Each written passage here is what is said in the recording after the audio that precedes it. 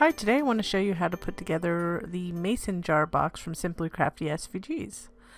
We're going to demo how to put together the half-pint size. So here I'm just folding the lid on the score lines. You may have dashed score lines.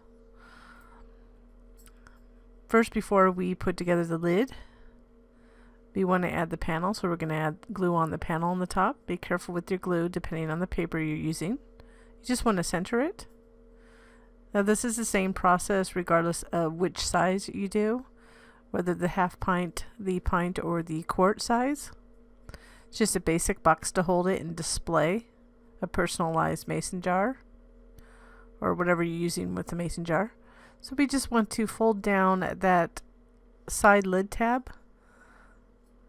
So on the sides we have these little tabs, and they're just going to fold in and glue to the adjacent side, and you want to match up the adjacent edge with the tab fold so they're aligned. So we're going to do that for all four sides. Just be careful how much glue you get towards the fold so it doesn't leak. Again, this is just a box that we're making that we provide the file to store a personalized mason jar, whether it be a mason jar tea. There's so many things you can do with mason jars now. You can put vinyl on them, put lights in them, lots of things. So if you want to make sure all those tabs are secure before you move on, but you can put it aside for now. And this is the size type jar that we're using. I had a Kerr on hand, and the size to fit the most commonly sized half pint, pint, and quart size mason jars. So here's the front panel. It'll be easier if you put it sideways like this, so you can judge if there's equidistance from that middle. You see there's a little space in the middle. You want it to be equidistant around the edges. And when you get in the right spot, apply pressure. Sorry about the movement of the camera. And then we'll apply the other three panels, just center them. We don't have to worry about a middle piece. It's just that one opening we have to worry about.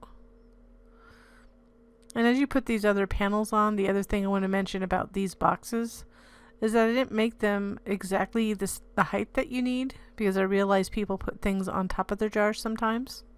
It won't fit a handle or anything like that, or a straw.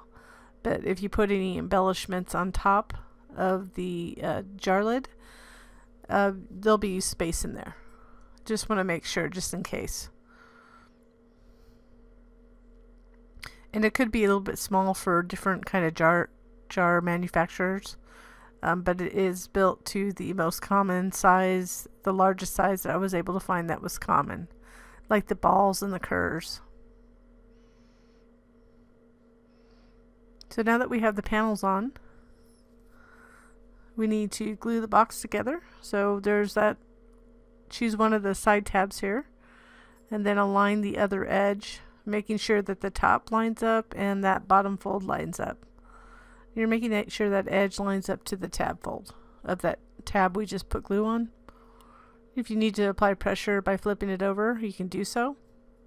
And this is the easiest way to glue the other side. You just fold it over and add glue to that tab.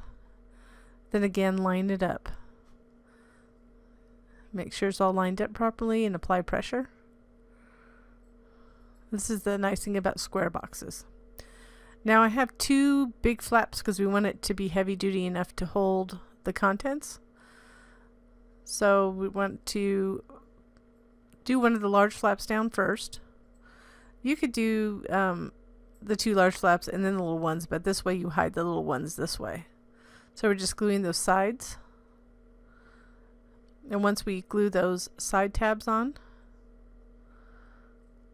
we'll fold over that larger, can't say tab, but it's almost the second layer of the bottom layer. And this is, like I said, the only the concern I have with jars or anything you put something in is the weight.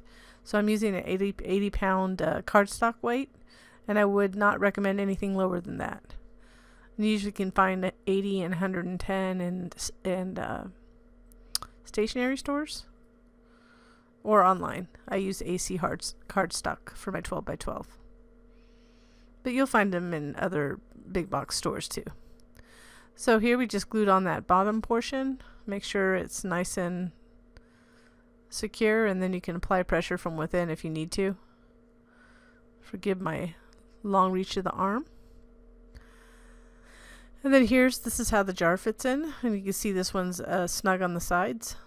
It has a little bit of room in there, but it doesn't move around a lot, and here's the room at the top that I gave you just in case you want to put something extra. Well, I hope you enjoyed this project, and I thank you for watching.